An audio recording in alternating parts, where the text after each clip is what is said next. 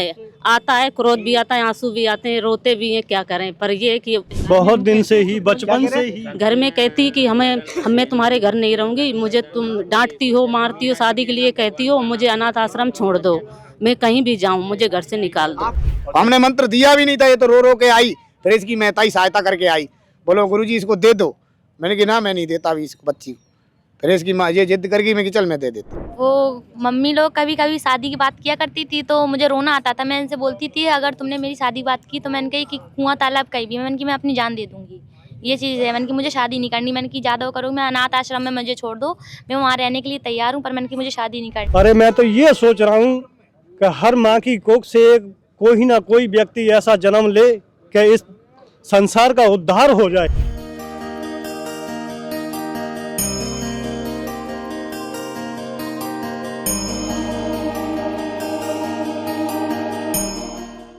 राधे राधे, हर हर महादेव, जय गुरुदेव। धर्म की यात्रा में एक बार फिर आपका स्वागत है। बड़ों को प्रणाम, छोटों को प्यार। प्रयागराज महाकुंभ 2025 में आपको लगातार यहाँ के दर्शन करा रहा हूँ। पहले प्रयागराज की कुछ झलकियों के दर्शन करवा देता हूँ। जैसे आप देख पाएंगे किस प्रकार तैयारी हो चुकी है। बहुत जगह धुआं प्रज्वलित हो चुका है, बहुत सारे खालसाओं की पेशी हो चुकी है, जैसे कि निर्माण अखाड़े की एक बाकी है जो वो आज हो जाएगी। और जैसे आप देख पा रहे हो सामने भी एक भी खालसा लगा है, बहुत सारे अन्न क्षेत्र लगे यहाँ पर, एक दो नहीं कई जगह अन्न क्षेत्र लगे, उसके भी मैं आपको दर्शन करा रहा हूँ। और साथ साथ संत भगवान अपने धुएं की भी प्रज्वलित कर लिए कुछ जगह, और नित्य संत भगवान यहाँ साधना भजन कर रहे हैं। कल वास करना शुरू कर दिया, लेकिन इसी सीरीज में आज मैं एक ऐसी सीरीज में मैं जो आपको दर्शन कराऊंगा। यहाँ पर एक संत भगवान है जो उनके दर्शन करने आए हैं, उनकी शादी के दर्शन करने, जैसे आप देख पाएंगे उनके दर्शन करवाने की कोशिश कर रहा हूँ। जैसे आप दर्शन कर पा रहे हैं यहीं पर एक जो साध्वी माता जी है बनी है, नई साध्वी दीक्षा ले रही है, इसी के मैं दर्शन करवाने की कोशिश करूँ। इनके गुरुजी, इनके माता पिता सभी यहाँ पर हैं। एक बच्ची यहाँ आती है और आने के बाद कहती है मैं तो साध्वी बनी हूँ, तो उन माता पिता और उन गुरु को कितना शौक लगेगा, ये एक बड़ी बात होती है। उनको कितना शौक लगेगा जिस प्रकार मैं आपको दर्शन करा रहा हूँ। तो ये बात है, उनके दर्शन और सत्संग करते हैं। पहले जानने की कोशिश करेंगे ये साध्वी क्यों बनना चाहती है, किस लिए बनना चाहती है, क्या कारण है, ये भी जानने की कोशिश हम करेगी। और साथ साथ सभी से कहता हूँ क्या इस बच्ची को बेलाए फुसलाया जा रहा है, क्या कुछ किया जा रहा है, ये देखने की बात है। आज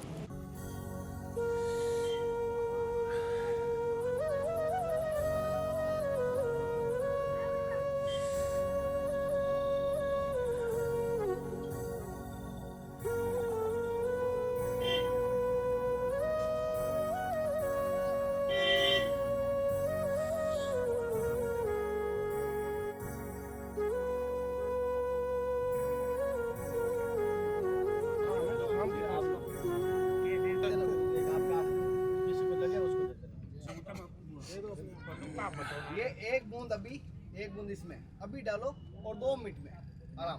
हाँ, एक एक बूंद ऊपर करके डालो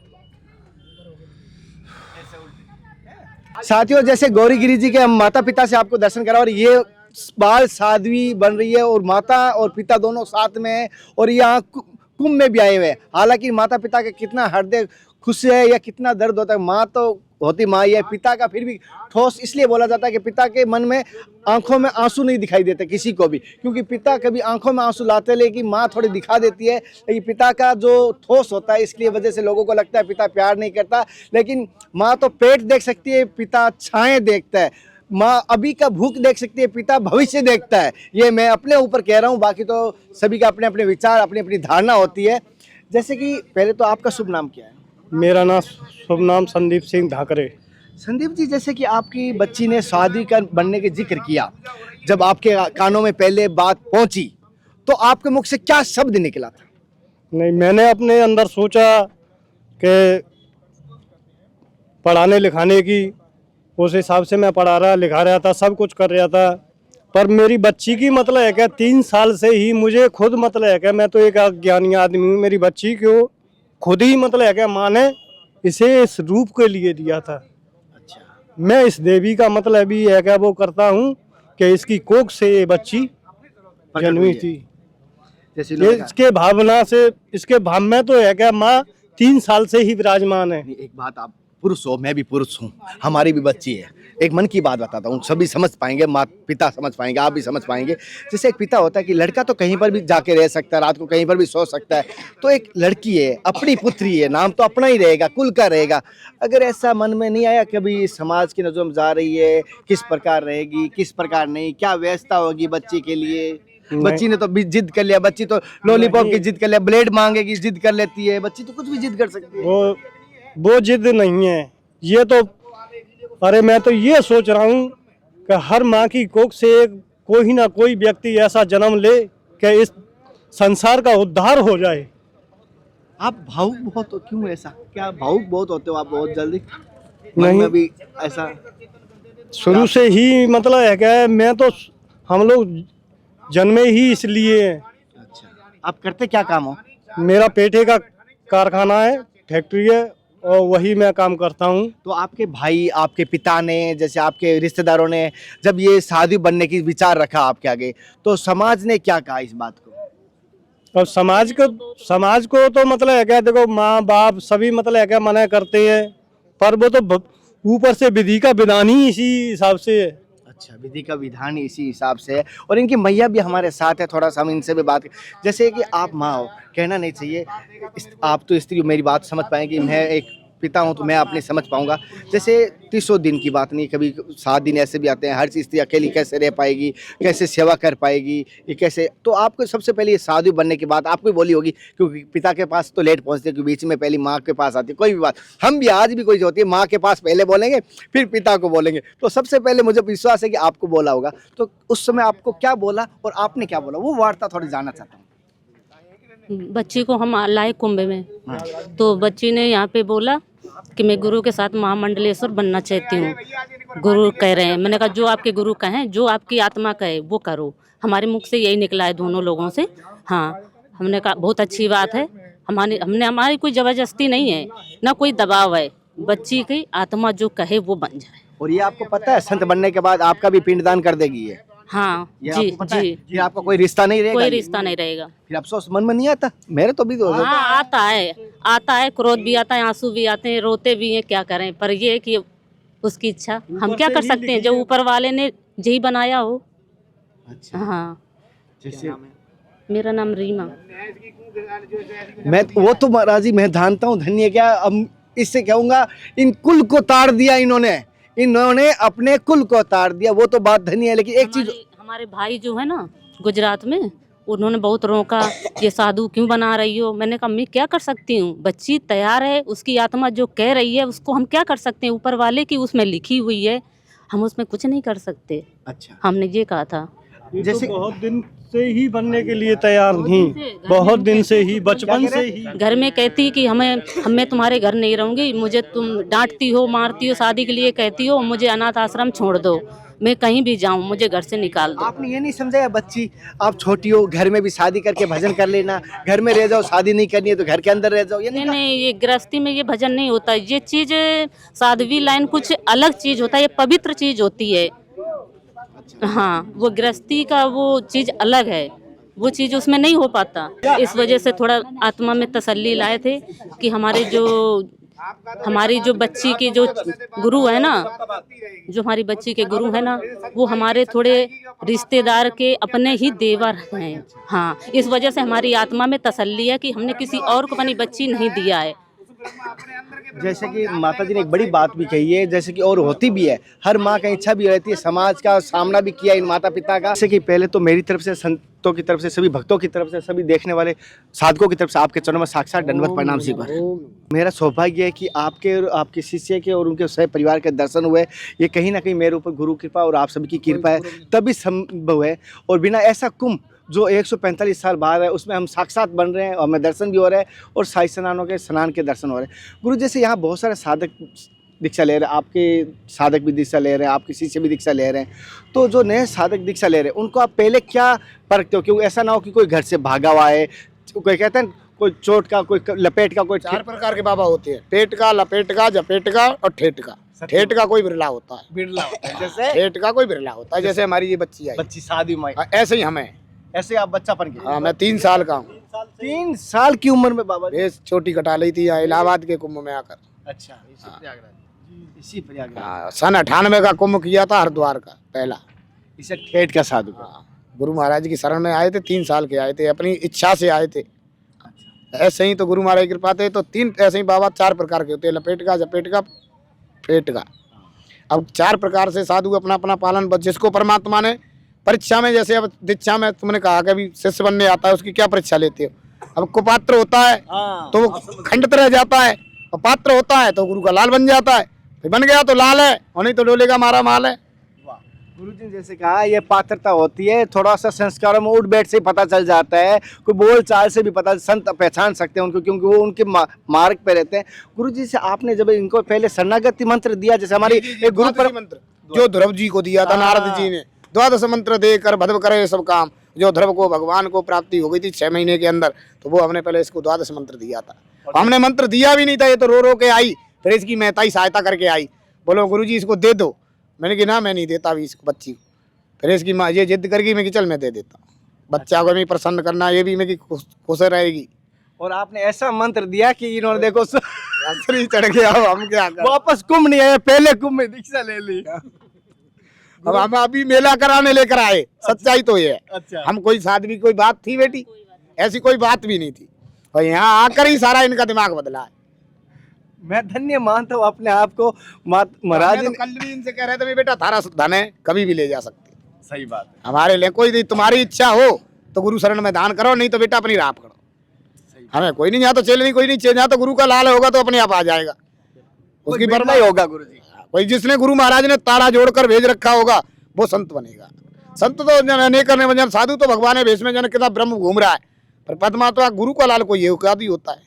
कहना नहीं चाहिए, मार्केट में 100 रुपए का घड़ा लाते हैं मिट्टी का, जो टूटेगा उसको भी हम ठोट बगा से लाके, और जैसे आप दीक्षा देते हो तो आप कितनी प्रकार से ठोकते हो? उसको तपाते हैं। अच्छा।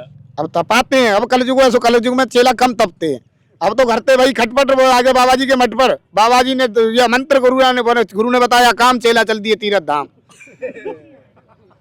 अच्छा। ऐसे ही हैं, अब तो घरते भाई खटपट भी आगे मठ पर, बोलो छोटी कटाई, बोलो गुरु जी ने बताया, भगवान दे दिया, वो बोलो पूरे ब्रह्म हो गए। फिर भी जो कहते तो बोलो गुरु जी ओम नमो नारायण। संतता, ब्रह्मता, जीवता और माया 3 प्रकार की होती है, सूक्ष्म मध्यम कर्मता। सूक्ष्म मध्यम कर्मता, माया 3 प्रकार से ही दर्शन करती है जीव का, और माया भी जीवन में अपना अपना मार्ग अलग दर्शन करती है। उस माया के पंच में फंस जाता है तो वो भटकता रहता है, और जो माया से परे हो जाता है तो माया उसकी दासी हो जाती है। समस्त भक्तों की तरफ से आपके चरणों में प्रणाम। माता जी, आपका गुरु जी का दिया हुआ, सभी संतों का दिया हुआ शुभ नाम क्या है आपका? मेरा शुभ नाम गौरी। गौरी। अच्छा, तो साध्वी गौरी आप लिखाते हैं कैसे? कितना समय हुआ दीक्षा लिया? मेरे को 3-4 साल हो गई। 4 साल हो गए। जब मैं 11 साल की थी तब ली थी मैंने। 11 साल की उम्र में जैसे खेल कूद की उम्र होती है उस समय दीक्षा ले ली? जी हाँ। अच्छा, गुरुजी ने बोला दीक्षा लेने के लिए या माता जी ने बोला क्या? किसी ने नहीं बोला, वो अंदर से भाव आया था मुझे लेने के लिए, इसलिए मेरा मन हुआ तो ले लिया मैंने। अंदर से ही भाव प्रकट हुआ। तो ऐसी कोई घटना तो घटी नहीं, कोई ऐसा? कुछ नहीं, बस मन में आया तो ले लिया मैंने। नहीं, जैसे कभी कभी हमारे को क्या होता है, सपने में संत दिखाई देते हैं, सपने में देवी देवता, ऐसा कुछ हुआ था? कुछ तो हुआ होगा। हाँ, कुछ नहीं, बस इन्होंने भागवत करवाई थी हमारे यहाँ पे, तो भागवत में सब लोग ले रहे थे, तो एक मंदिर से भाव आया था कि मैं भी ये लूँ। अच्छा। हाँ, तभी से मैंने गुरु नाम का जाप करने लगी, और तभी से मुझे गुरु दीक्षा मिली। 11 साल की थी तब मैं। अच्छा, तो मतलब अब आपके जैसे इस मार्ग पे आए हो, कभी ऐसा सोचा कि गृहस्थी में जाएंगे या शादी करेंगे, ऐसा मन में है? कुछ नहीं, मुझे अब संत बनना है, बाबा बनना है, मुझे आचार्य। आचार्य बनना है। हाँ। तो हमें आशा है, हमें विश्वास भी करते हैं संतों के आशीर्वाद से आने वाले टाइम में आपके मुखारबिन से कोई कथा सुनने को मिलेगी हमें। जी बिल्कुल मिलेगी। जैसे आप साधु बन रही हो, जैसे कि बाद में बहुत सारी लड़कियां आज इस समय में अपने मेकअप की तरफ ध्यान देखती है, ड्रेस और फैशन, जीन्स की चक्कर, फटी जीन्स क्या होता हूँ उसकी तरफ ध्यान दे रही है, फटे कपड़ों की तरफ, और आप ये जैसे भगवा में हो, तो ऐसा क्या, ऐसा थोड़ा सा कुछ मार्गदर्शन बताइए, क्या ऐसा घटना घटी, थोड़ा सा कुछ तो मार्गदर्शन हुआ होगा? कुछ नहीं, बस अपने गुरु के साथ यहाँ पर आए तो सब लोग बोलने लगे, तो ऐसे ही सबको देखा भगवा रूप में, तो मन भी आया कि खुद को भी अब शादी वादी कुछ नहीं करना है, बस आचार्य बनना है, भागवत वगैरह करनी है, गुरु बन के रहना है, खुद को भी इसी में भक्ति लाइन में जाना है हमें, इसमें कुछ नहीं करना है, बस इसलिए चोला पहन लिया, भगवा चोला। चलिए चोला पहन। अगर बाद में अगर शादी की इच्छा होगी तो क्या करोगे या?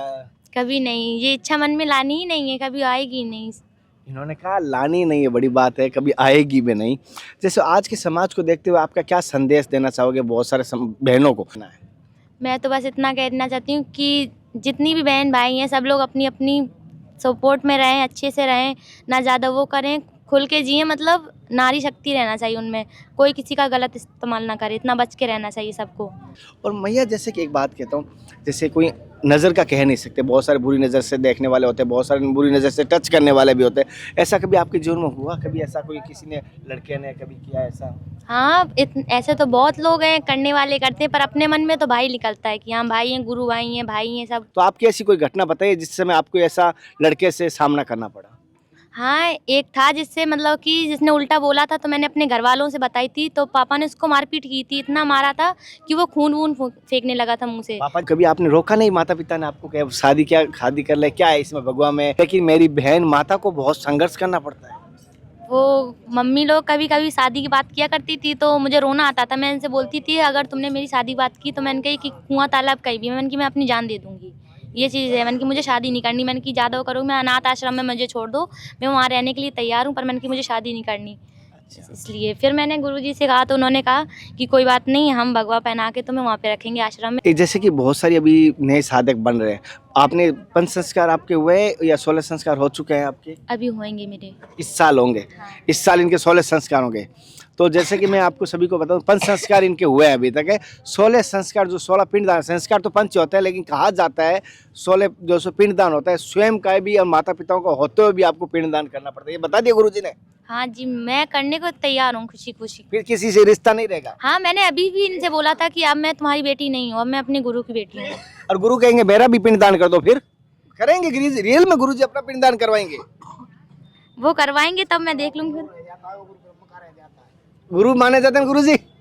हाँ, गुरु का रहता है। देख लो गुरुजी 70वां पिंड गुरु का स्वयं का होता है। फिर तो गुरु खुद ही बोलेंगे ना कि अपने पैरों पे खड़ा होके तुम्हें हिम्मत रखनी है, तो अपने पैरों पे खुद खड़ी हो सकती है तब तक। अभी तो कुछ नहीं, अभी गुरु का सहारा है, जब तक फिर गुरु का जब पिंडदान होगा तो खुद अपने पैरों पे तब तक खड़ी हो जाऊंगी मैं। एक बात और पूछो, अभी तक मुझे एक बता सकते हो, कोई पैसों की कमी तो नहीं थी घर पर? कोई या कोई ऐसा कोई घर पे मारा तो नहीं कि साधु बनने के लिए? नहीं, बिल्कुल नहीं, मेरे मन में था साधु बनने को, पढ़ने की इच्छा है? इच्छा थी मेरी, बचपन से इच्छा है मेरी कि शादी नहीं करनी थी। मैंने इसको शुरुआत से बोला था कि मुझे किसी अनाथ आश्रम में छोड़ दो। और जैसे कि आपने जैसे गुरुजी के सानिध्य में रहे, पहले आपका जन्म का क्या नाम था? पहले मेरा जन्म का नाम डिम्पल था एंड राखी था। अच्छा, 2 नाम से जाने जाती है। अच्छा, अब गुरुजी ने आधार कार्ड में नाम चेंज करवा दिया? अभी नहीं, अब मेरा हो जाएगा, गौरी गिरी आ जाएगा। अच्छा, जैसे गुरुजी ने आधार कार्ड, अभी जैसे मैं बता देता हूँ, दीक्षा होने के बाद आधार कार्ड के भी नाम चेंज हो जाते हैं, तो आप उनके लिए क्या करोगी? उनको भी हिम्मत दूंगी, जब बड़ी हो जाऊंगी तो सब चीज़ उनको भी रक्षा करना सिखाऊंगी, तुम्हें किस तरह से अपनी सुरक्षा करनी है, किस तरह से क्या नहीं करना है। अभी तो सब हर एक इंसान में दरिंदा घुसा है, राक्षस घुसा है उसके अंदर। पहले राक्षस दानव हुआ करते थे जो आसमान से आया करते थे, अब तो हर एक इंसान के अंदर है। अब कोई पता नहीं है, जो सामने खड़े हैं क्या पता उन्हीं के अंदर हो, कितनों के अंदर है, कोई कह भी तो नहीं सकती ना ऐसे। ये बात भी इनकी बहुत सही कही है, क्योंकि आज हम परख नहीं पाते हैं, हमारे ही भैंस के अंदर एक छिपा रहता है, कब अंकुरित हो जाता है वो पता नहीं रहता, किसी के रूप में भी कहीं पर भी मिल सकता है, जैसे इन्होंने बताया। इनसे इसलिए मन की बात जानी, कहीं इसको बहलाया तो फुसलाया नहीं? आप सही बता दो मुझे। मुझे किसी ने नहीं फैलाया फुसलाया, कुछ नहीं। बस मैंने अपने गुरुजी से बोला था कि गुरुजी मुझे इस लाइन में आना है, तो इन्होंने बोला मम्मी पापा से कि बेटी ऐसे ऐसे बोल रही, तो इन्होंने बोल दिया कि हाँ। अब इन दोनों के मुंह से बिल्कुल भी ये शब्द नहीं निकला कि नहीं, इनके मुंह से तुरंत ही हाँ निकल गया है। कोई लालच तो नहीं दी गुरुजी ने? कुछ लालच नहीं, मठ मिलेगा, महल मिलेगा? बिल्कुल नहीं, उन्होंने कुछ भी लालच नहीं दिया। वो मेरे ही मन था, उन्होंने ये बोला मम्मी पापा ने जो मेरी बेटी का मन का है वो तुम करो, तो मेरा मन तो यही था, तो उन्होंने एक्सेप्ट कर लिया कि हाँ मैं ये चीज़ करने के लिए तैयार हूँ। और कोई ऐसी इच्छा तो नहीं अपने भाई नाते बता सकते हो आप? बड़ा नहीं, कोई इच्छा नहीं है, मेरी कोई इच्छा नहीं थी, ना किसी ने मुझे धन का मोह का किसी का लालच नहीं दिया। वो मेरी इच्छा थी बनने की, मेरे ही मन में आया था। मैंने चारों तरफ से इनको इसलिए जानकारी ली कि ऐसा ना लगे सबके सामने कि बच्चे को कोई बेला फुसला के संत नहीं, बच्चे के भाव प्रकट होते हैं। किसी ने भी, सभी संत देख रहे हैं, सब महात्मा देख रहे हैं, भक्त, क्योंकि बच्चे के भाव प्रकट हो गए तब कोई नहीं रोक पाए। जैसे एक बच्ची की या लड़के का कभी शादी, किसी मनपसंद लड़की से शादी करना चाहता है और माता पिता को 20 साल पाला पोसा, उसको छोड़ के भाग जाता है और भाग जाती है, सुना होगा आपने। तो जैसे इनके बचपन में इसे उदय हो गए और संत जीवन कहता हूँ, कहीं ना इन माता पिता का धन्य, इनके गुरु का धन्य कहूँगा। जैसे इस मार्ग पे ये साध्वी माता जी आई है, मुझे विश्वास है माताओं के लिए और देश के लिए, जन कल्याण के लिए कोई ना कोई एक बड़ा कदम उठाएंगी, हमारे धर्म का प्रचार करेगी धर्म की यात्रा के माध्यम से। और धर्म की यात्रा के माध्यम से जो इन्होंने संदेश दिया, आपके कोई भी विचार हो मुझे कमेंट कर सकते हो। अगले दर्शन और सत्संग से फिर मिलता है, तब तक जय हिंद, वंदे मातरम, हर हर महादेव, हरे कृष्णा, हे नाथ हे मेरे नाथ, मैं आपको भूलूं नहीं। जय गुरुदेव।